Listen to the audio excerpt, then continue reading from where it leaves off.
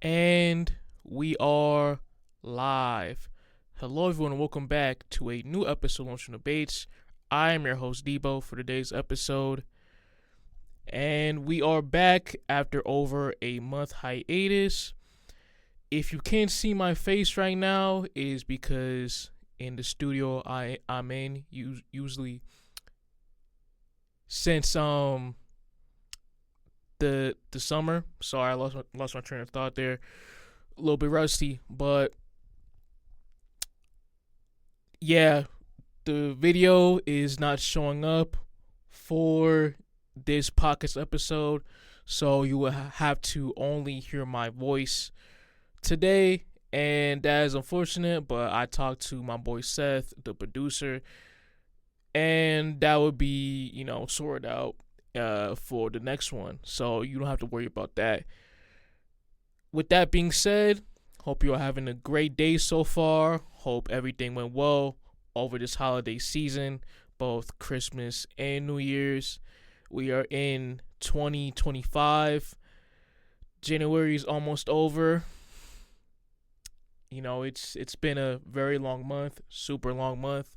But yeah, man, I hope all you guys watching this, not watching, I hope all you guys hearing this right now are staying to it, sticking with it, and just trying to live out your best life during, these current times, man, for sure.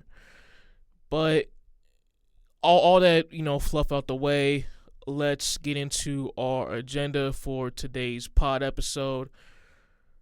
We're going to be talking about the NFL first with my 2025 NFL awards. We're going to go all through the major awards for this regular season. That's going to be good. And the next segment is going to be the All-Star Game roster. Talking about that for a little bit, giving the teams I'd pick if I had a vote, both East and West, starters and reserves as well. It's going to be real fun, man. Real fun. You guys are in for a treat.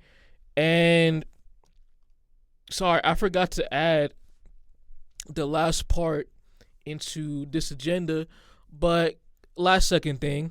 Sorry about that, y'all. Again, very rusty. But we are going to talk about Draymond's apology towards Jordan Poole, with that being the whole drama thing, but that being in the NBA convos once again. Draymond, man, character. But we'll get into that much later for this episode. So, with all that stuff out the way, let's get into our first segment. And that is the NFL awards and my thoughts on who should be awarded for this year. So, let's get out the way. The MVP, my pick for most valuable player this year, I am going with Lamar Jackson. And my reasoning behind why I'd have Lamar over Josh Allen for this award, simple as this: Lamar has more passing yards, has more passing TDs, has more rushing yards, has a higher QB rating, has a higher completion percentage than Josh Allen this year, along with having more wins over teams with a winning record. 8 Lamar has over Allen's 3 this year. I just think that over this whole entire season, we have seen that Lamar had not only one of the most efficient QB seasons we've ever seen from a quarterback in a while, but also being the clear best QB out of the rest of his peers this season. So I would have Lamar being at the top once again for this elusive award. With that being said, though, and I want to mention the Ravens' playoff exit to the Bills this past weekend, I understand that Lamar has gotten a ton of shit over the past few years, ever since he really came into the league. All the pre-draft stuff, all this crap about him. Can he really play the QB position? Should he be a wide receiver heading into the NFL? and all the ongoing stuff throughout his entire career. I understand that there are a lot of people that want to put out a good word for Lamar, as that's expected because Lamar is a very good quarterback. He is on an all-time trajectory, winning multiple MVPs, about to win his third most likely. But at the same time, we need to put Lamar at a much higher standard. A much higher standard. We can't baby this man.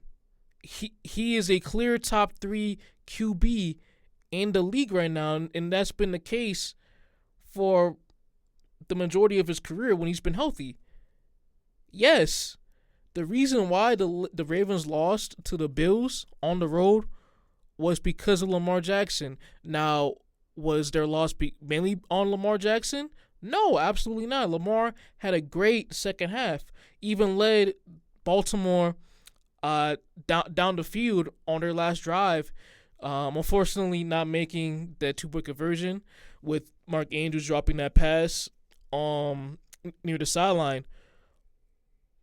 That was very commendable for him to bounce back after a poor first half, a very poor first half. Turning the ball over twice. That fumble was very brutal. As well, put the Buffalo Bills in great field position. But again, man, we gotta put him at a much higher standard. I know Lamar doesn't have the greatest weapons in the entire league. I know John Harbaugh has underachieved with the amount of talent he's had over the past few years. But going back to Lamar, he is a multiple-time MVP and elite quarterback. When you are in these positions, you are going to get slandered. That's why we've slandered Herbert this year for his poor playoff play against the Houston Texans. That's why we've slandered Joe Burrow for his bad play in the playoffs. Even Patrick Mahomes, the undisputed best QB in the league right now, and probably a top 2 QB all time. We've slandered him in the past as well. When you are as great as Lamar Jackson, you get slandered like that because you are a phenomenal talent. And the playoffs, those moments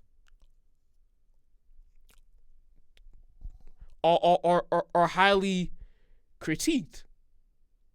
They're highly debated against you or for you, depending on your play.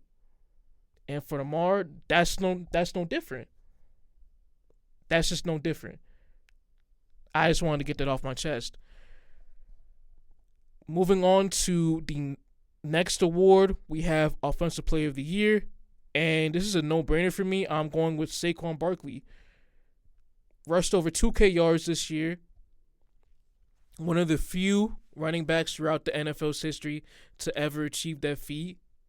Completely elevated the Eagles' run game, their offense in general.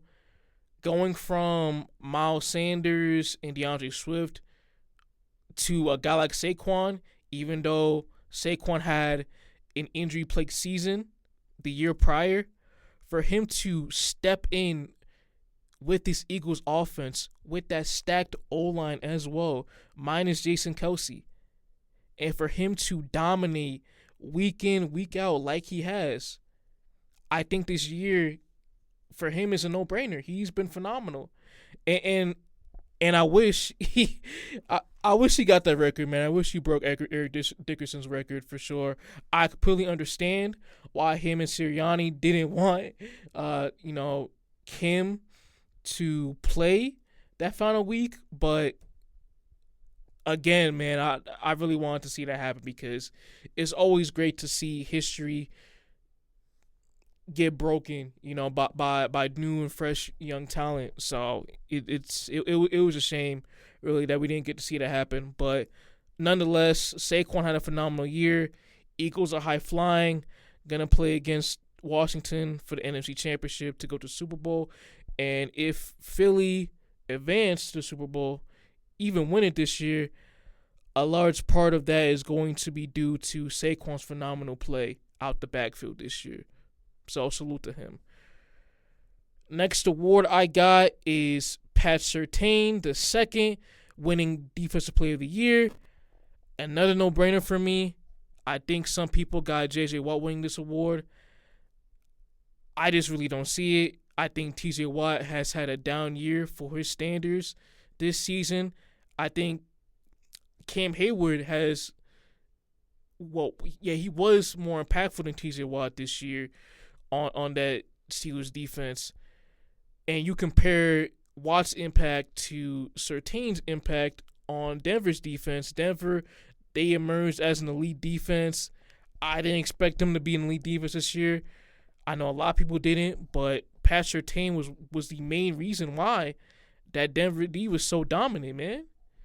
Only allowed 260 yards as a corner this year. The least amount for all corners that saw over 50 targets. A lot of 58.9 passer rating too. When you look at the tape, man, whenever QBs do have Pat Surtain's way, it was a problem. It was an absolute problem. And because of that, Pat Surtain has emerged as the clear best corner in the entire league. I know over the past years, I've said Sauce Gardner led that position. Not anymore. Largely due to Surtain having such a phenomenal year in this position as such a shutdown corner, man. And for the Broncos moving forward, you know, I'm loving to see as a neutral their development, especially not only defensively but offensively, with Bo Nix having such a good rookie year, with Sean Payne leading that offense, managing Denver to a winning record. There's a lot of good positive things to come out of the Broncos organization moving towards the near future, man. And once again, Pat Surtain is leading that charge. Moving on for Coach of the Year, I have Kevin O'Connell from the Minnesota Vikings. For this award, there are a lot of great positions. You can go with Dan Campbell, Dan Quinn, Sean Payne as well too. But for me, I think Kevin O'Connell did the greatest job out of all of them. For Minnesota this year, the general public had the Vikings finishing 5, 6, 7 max wins with a very uncertain QB position led by Sam Darnold and J.J. McCarthy, who unfortunately had a meniscus tear ending his year. But for Kevin O'Connell to scheme up such a great offense once again, giving Sam Darnold his best year in the league. I know the last 2 games left a very bad taste in people's mouths, but again, Darnold had a very good year, a great year, I might add, and that was largely due to not only the Minnesota Vikings having great weapons in the passing game, like a Justin Jefferson, like a Jordan Addison, Hawkinson as well too, but also Kevin O'Connell being able to scheme up such a dominant offense every week. Kevin O'Connell is very QB proof. Whether it's Josh Dobbs, Nick Mullins, Sam Darnold, Kirk Cousins, the Vikings offense is just going to keep chugging along. And that just speaks to the offensive genius of O'Connell. Now, moving forward, the playoff struggles are a huge concern as well. I really didn't like, especially in that Rams game, them having the lack of urgency to drive down the field, down multiple scores. But once again, to conclude, O'Connell deserves this award, absolutely. And I think he should be the front runner to win it, for sure. Moving on to Comeback Player of the Year. This is really the only surprise out of my whole entire list for this segment. I have J.K. Dobbins winning this award over Joe Burrow. And the reason why I have Dobbins over Burrow was because Dobbins just had to overcome a lot more than Burrow. For Dobbins, he suffered a torn ACL earlier in his career. Last season, he suffered an Achilles tear, I believe the first week of the year. And heading into this season, with him projected to lead the Chargers backfield, I and a lot of people had a lot of doubt, on how functional the run game's gonna be. And I gotta give my props to J.K., man. He did a commendable job. Rushed for over 900 yards, had 9 rushing touchdowns, was a very solid running back out of that Chargers backfield. In an offense that lacked a lot of great offensive talent. Shout out to Lad McConkey though, and Rashawn Slater and Joe Alt, the rookie. But for J.K., man, to lead the rushing game, to have such a very solid year after a lot of very poor injury luck, I think he needs to deserve this award. Now for Burrow, if he does win it, okay, that's fair. He had a very great year. Very, very great passing stats as well too. But to me, I just think having way worse injury history, especially in a position like the running back position where you are very expendable, and for Dobbins to have a solid year like he did this season, I just think for this award, it just means more for him to win it than Joe Burrow. Final two, we gotta give love to the rookies. Offensive Rookie of the Year and Defensive Rookie of the Year. We're gonna start with Rookie of the Year for the rookies, and this is no brainer. I got Jaden Daniels, the Washington Commanders commander. A phenomenal year, man. Led rookies with passing yards, passer rating, rush yards as well too. A historical season on his behalf. Top 2 in passing touchdowns. Washington having an elite offense. Come on, man. It's a no-brainer. Jaden Daniels has been a phenomenal QB. He has been the Commander's savior. He is a rising superstar in the making. And he is having the best rookie season in the QB position we have ever seen in NFL history. Yes, even better than Andrew Luck, better than Dan Marino, all those guys. For you to lead a team that was projected to finish with 3-4 wins, and offensively have so many question marks with the receiving core, only having one true receiving threat with Terry McLaurin, having a mediocre run game, the uncertainties with their play calling and Cliff Kingsbury as their OC. I know all those areas have vastly outperformed their expectations this year, but again, man, you just gotta give Daniels his props for leading this team and overall elevating this offense to being as functional and as elite as they are. The composure, the ability to beat teams down the field or cutting you into multiple pieces in the short and intermediate pass game. The rushing ability, too, one of the greatest you've ever seen out of a quarterback as well. It is that good. It's that great coming out of Daniels. He is a phenom. He's an absolute phenom. And I hope Washington pull it off, man.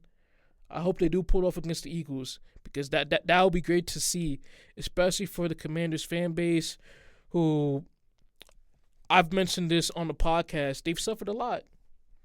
They have suffered a lot over the past decades with their previous owner in Dan Snyder. And for that super large gray cloud to be completely removed, to have a winning culture, to have a coach that truly cares about the franchise, to have an ownership group led by Josh Harris that truly cares and is going to leave the football decisions to the actual football heads, with the GM and Adam Peters for bringing in veteran leadership to this team. Take a bow, Washington. Take an absolute bow. And for this Commanders team, man. They have a lot of cap space. They have the culture. They have the franchise QB. I know the NFL, it stands for not for long. I know windows can shut at any given time, but Washington, they're looking primed to be one of the NFC's elite teams for a good amount of time. I truly believe that. Moving on to the last award for this segment, Defensive Rookie of the Year, and I'm going to give it to edge rusher Jared Verse. And for Jared Verse, he led all defensive rookies in QB hits, pressures, and hurries, along with having 4.5 sacks this year. Was clearly the most dominant and impactful rookie defensively coming out of his draft class. And for the fans, too, you saw that especially during the playoff game versus the Eagles in the divisional round. On the road in a very hostile environment versus talking a lot of stuff to the Philly faithful as well, too, pregame. But kudos to him, man. He backed it up.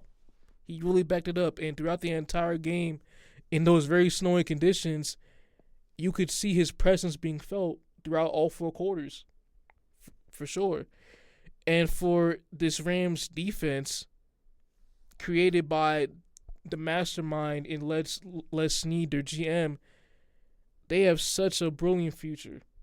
With the lack of high-end draft picks they've accumulated over the past few years, for them to still have a fantastic young core in their pass rush, having Jared Verse, along with Byron Young, Kobe Turner, and Braden Fisk, that is such an elite and dominant young core, man. They are going to wreak havoc on this entire league for the next 4 or 5 years. And Jared Verse is going to be the head honcho amongst that very dynamic young core. That's for sure.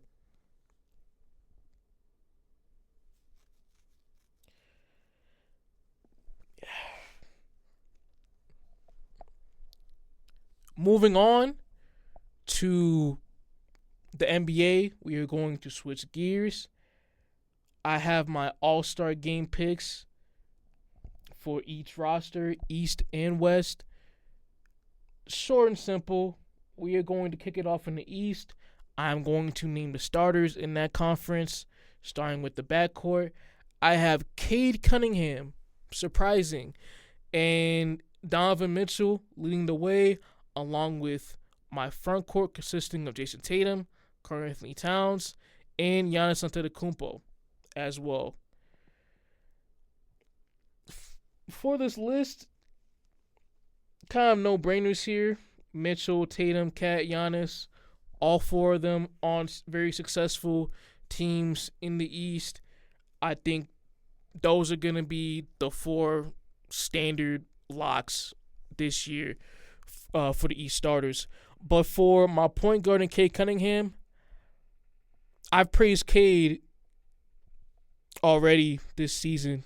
You can check out the RIG and TikTok with me talking about Cade over the past year. But for Cunningham, he has been an electric force for this Pistons team. The Pistons have been the best team in their franchise for over 15 years now, especially in my lifetime. This is the only time I have seen a Pistons team that has been truly promising, and that is because of Cade Cunningham, which is why I have him as among my 5 stars in the East. Moving on to my reserves. Front court again, I'm going with LaMelo Ball, Tyler Hero, and Jalen Brunson. And in my front court, I'm going with Jared Allen, Nikola Vucevic, Evan Mobley, and to round out the list, Pascal Siakam. In the Western Conference, for my starters, I have Shea Gilgeous-Alexander, Steph Curry in my backcourt. For my front court, I have Jokic, LeBron, and KD. So, like the past couple years, pretty standard for my starters. And because we're talking about Western Conference All-Stars, since we're on the topic, let's talk about the MVP debate for a quick minute. It's been ramping up, man. And for me, I have SGA winning this award. When you look at the current odds right now, I got this from DraftKings. Shea is leading the pack at minus 500. And then you see Nikola Jokic at plus 380. And to me, I honestly agree. I think Shea is the clear winner to get MVP this year. And for my reasoning, I know Jokic is averaging almost a triple-double with elite efficiency as well. But when you look at Shea, and you look at this OKC team, not having Chet Holmgren, their second best player, their best defensive weapon for most of the season, for them to be as great as they have been, on pace to win damn near 70 games, 7 games above the Houston Rockets, the second seed for first in the Western Conference, 9 above Denver. Denver's fourth right now as of this recording. SGA has been the clear best player on the clear best team in the entire league this year. A generationally good regular season team, I might add. Showing elite efficiency, 53% from the field as a point guard, averaging 32, 5 and 6. Elite numbers once again. I know Jokic is such a generationally good offensive threat. I understand that. If he wins MVP, that's completely fine to me. But for Shea, if he were to not get MVP this year on such a great OKC team, being the clear best player, and you see the impact that he has on the Thunder too. OKC, when Shea's on the floor, they're top 5 in offensive rating. When Shea's not on the floor, OKC's bottom 5.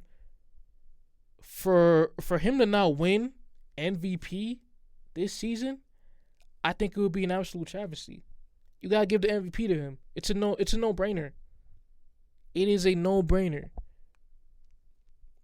I understand last year Jokic winning the MVP, that was more understandable because OKC and Denver had the same amount of wins with 57. But fast forward a year later, it's a whole completely different scenario. And I know the Nuggets have ramped it up over the past month. They're looking like themselves once again being amongst the NBA's elite. But OKC have just been this absolute juggernaut the entire season. And that is largely due to Shea. So the simple thing should be to give this man his damn MVP. Plain and simple. All right. Moving on to the West reserves. I am rounding the list off with Kyrie, Anthony Edwards, and James Harden as my front court, along with Jaren Jackson Jr., AD, and Wemby in my front court.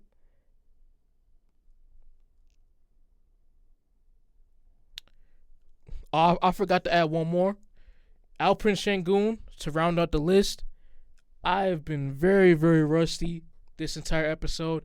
Please forgive me, you guys. We are going to be way better once we have ramped up this entire process, posting on a weekly schedule. Just want to get that out the way. Make sure to follow us on our social media platforms, YouTube, Instagram, and TikTok, all at the handle at Lunch and Debates. Yeah, this has been very off the wire, out of sorts, but we will be better moving forward because that's what we always do. We put out the highest quality. So once again, tangent aside, my front court for the Western Conference All-Stars. Kyrie, well, my whole reserves list for the Western Conference All-Stars. Kyrie Irving, Anthony Edwards, and James Harden for my backcourt, along with Jaren Jackson Jr., Anthony Davis, Victor Wembanyama, and Alperen Sengun as my front court. That is it for me with these picks. Now, moving on to our last segment, we are going to talk about Draymond Green's apology towards Jordan Poole on his podcast. Scintillating stuff right here, folks. Very scintillating stuff. Let me bring up the quote. Draymond said, from his podcast, Draymond, on the Draymond Green show, he stayed on Jordan Poole. They keep wanting me. Sorry, I'll repeat that again. Quote, they keep wanting to make me out to be the bad guy. Move on, bro. It is what it is. I'm sorry. I shouldn't have punched him, but it happened. Let's move on. End quote. Now, for Draymond, you can apologize all you want towards Jordan Poole for what happened on that day during practice. But at the same time, it's on Jordan Poole to forgive you with your said apology. And for Poole, I completely understand that you wouldn't forgive Draymond for what he did, because that was a BS move. And for Draymond, over the following years, one, he made a documentary on TNT defending himself when we clearly knew that what he did was very wrong. And again, over the past couple years, mentioning it over and over and over again, if I'm Jordan Poole, why should I accept your apology? You basically ran me out of Golden State. I should have been the future player to move on with the new era with the Golden State Warriors, post you, Klay, and Steph. But because of you messed it up. My confidence got ruined, and I had to go to a new team to regain said confidence.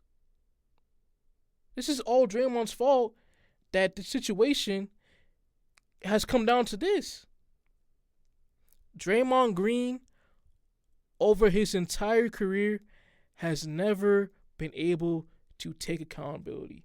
Even when he does take accountability, he's always pointing fingers. He's always blaming people. Brother,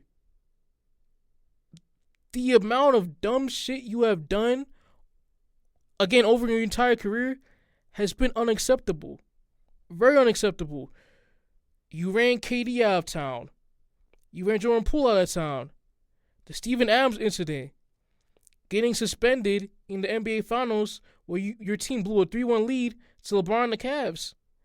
Stomping Domantas Sabonis' chest. Putting Rudy Gobert in a chokehold. That's all you. That's all you. You can say what you want, but you haven't learned a damn thing over your entire career. And I don't hate Draymond. I don't hate Draymond at all as a player. I think he's a clear Hall of Famer, one of the greatest defensive players of all time. But what is going to hinder his legacy and his overall reputation has been him not being able to take accountability and him being able to control himself on the basketball court. And because of that, I know the Warriors are one of the greatest dynasties in sports history. We've seen that mainly in the 2010s, their dominant era, and he was a large part of that. But once again, the reason why all the drama with the Warriors rolling around Jordan Poole and Kevin Durant these past few years were created because of you and because of your ego.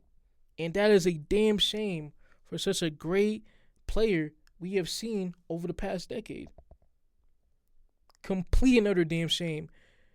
And I'm also going to blame Steph Curry, Steve Kerr, and the whole Warriors organization for enabling this behavior.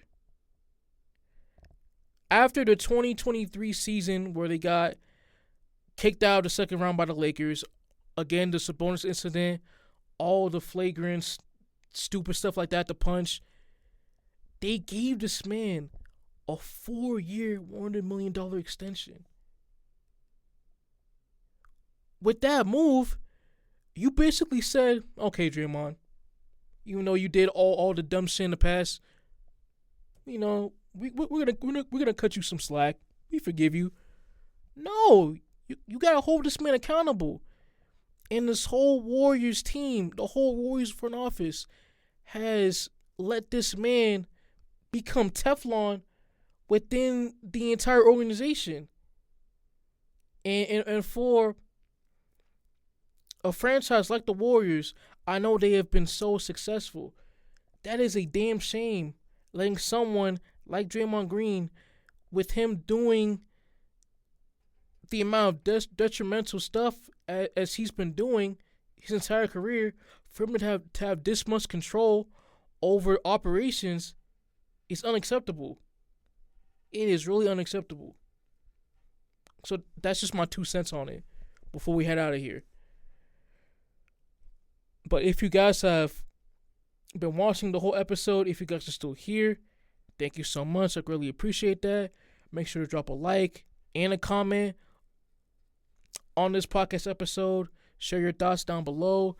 Hit the subscribe button on YouTube. And also follow our other social media platforms on IG and TikTok. Both at the handle Adams from the Bates. And yeah, man. That's it for me. Hopefully I'll see you guys once again next time with my actual face being on the screen and I have an overlay. But yeah, man, I'm signing out. Peace, y'all, and have a great day.